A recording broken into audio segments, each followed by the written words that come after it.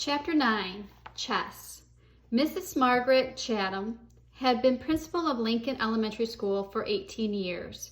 She knew Mr. and Mrs. Allen because they had all served together on the building committee when the old Lincoln School was torn down and a new one was built 6 years ago.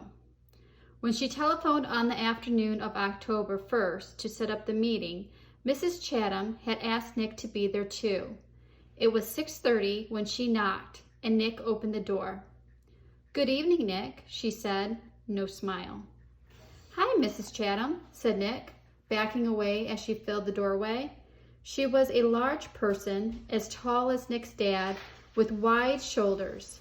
Nick guessed she would play linebacker on a football team because that's what his dad had played in college.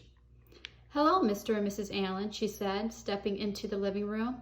She was wearing a long black raincoat with a red silk scarf tied loosely around her neck. She kept her coat on, but took off the scarf and tucked it into her left pocket. She shook hands stiffly with both of Nick's parents before sitting down on the chair to the left of the couch. Nick's mom and dad sat on the couch, and Nick sat on the rocking chair that faced Mrs. Chatham across the low coffee table. "This is not an easy visit for me. We are having some trouble at school, and it appears that Nick is in the middle of it." Then, while Nick's parents listened, Mrs. Chatham laid out the story as she saw it. Nick encouraging the other kids to use his new word, Mrs. Granger forbidding it, the ruined 5th grade class picture, hundreds of kids staying after school, and a general feeling that there was a rebellion at school with no one respecting the rules anymore. Nick watched his mom and dad while Mrs. Chatham talked, looking from one face to another. His dad was listening carefully, nodding and frowning. He looked embarrassed about the trouble, but his mom looked kind of annoyed. And when Mrs. Chatham finished her story, Nick's mom was the first one to speak. "But doesn't all of this seem like a lot of fuss about something pretty silly?" Nick sat quietly, but in his mind he shouted, "Hooray for Mom! Hooray for mothers everywhere!" His mom wasn't annoyed with him. She was annoyed with Mrs. Granger, maybe even annoyed with Mrs. Chatham. This was getting interesting. Mrs. Allen was still talking to the principal. "I mean, is there really any harm in the children making up a funny word and saying it? Does there have to be a rule that a word like this may not be used?" Mrs. Chatham sighed and said, "Yes, I suppose it does seem silly, but Mrs. Granger thinks that it's rather like keeping children from saying ain't. There have to be standards. That's why we have dictionaries. And really, the problem isn't so much the word itself, it's the lack of respect for authority." Mr. Allen said, "Mrs. Granger's right about that. There have to be standards. We can't have kids walking around saying ain't, can we?" And that's when Nick piped in. "You know that big dictionary in Mrs. Granger's room? The word ain't is right there in the book. I looked it up and there it was. I don't see why I can't use a word if it's in the dictionary. Mrs. Granger even said that her big dictionary was the law." Nick looked from face to face to face. That stumped them all. He had just launched a first-class thought grenade. "Well, yes, but, well, as I said, the word ain't and even the word Frindle, these are not the real issue here," said Mrs. Chatham. Mrs. Allen said, "Well, I think the real issue is Mrs. Granger's reaction to a harmless little experiment with language. It's an overreaction. Don't you think so, Tom?" And Mrs. Allen looked at her husband. It was Mr. Allen's turn to look from face to face to face. He was lost. "Yes, well, sure, I guess so. I mean, it's not like anybody's been hurt. It's not like vandalism or stealing or something like that."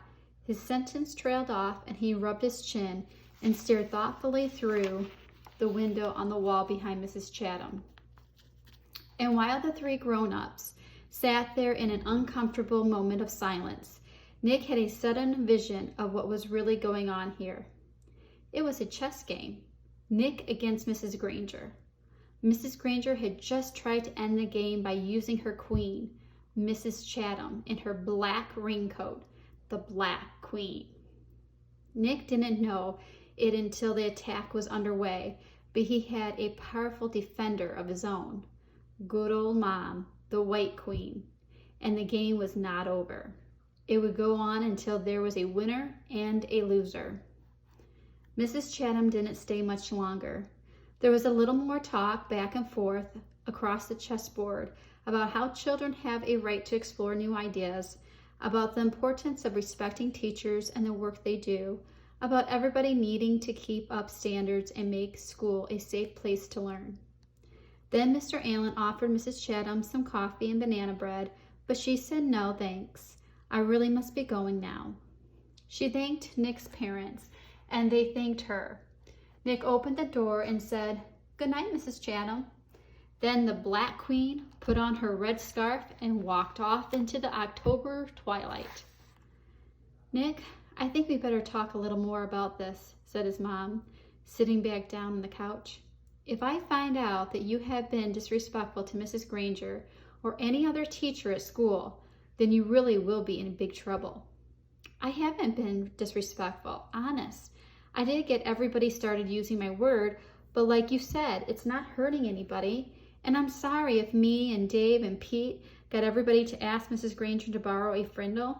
That was mean, I guess, but she started it by making kids stay after school and writing 100 sentences just for saying my word once. All the kids like to use my word. It's just fun, that's all." "Well," said Nick's dad, "if it gets everyone upset and makes the principal come talk to your mother and me, then it must not be fun for everybody, is it? And I think you should just tell all your friends to knock it off right now. I mean tomorrow." Nick shook his head. "I can't, Dad. It won't work. It's a real word now. It used to be just mine, but not anymore. If I knew how to stop it, I think I probably would, but I can't." And Nick looked at both of their faces to see if that idea was sinking in. It was. "Like I said, I won't be disrespectful, but I do like my word, and I guess now we're just going to have to see what happens." And the chessmen, Nick's king and queen, had to agree. The game would go on.